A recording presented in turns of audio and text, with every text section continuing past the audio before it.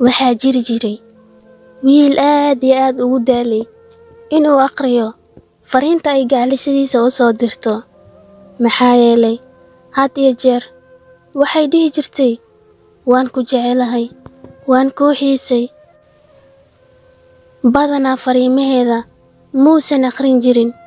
Haweenada ka mid ah isagoo sariirtiisa jiifa ayay fariin u soo dirtay, laakiin ma uusan aqrinin fariintaasi.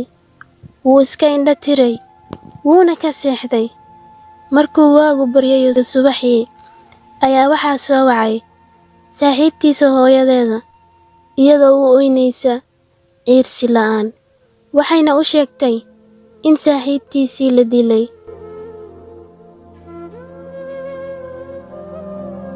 Wiilkii wuu wareeray, wuxuuna xasuustay inay xalay fariin u soo dhacday, uusan weli furin fariintaasi.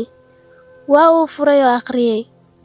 Waxayna ahayd inay dhahday, saaxiib, nin ayaa is daba socda, wuxuuna iga soo raacay waddada weyn ee ii kaalay. Waxaan ag marayaa gurigaaga agtiisa, iga soo gaar.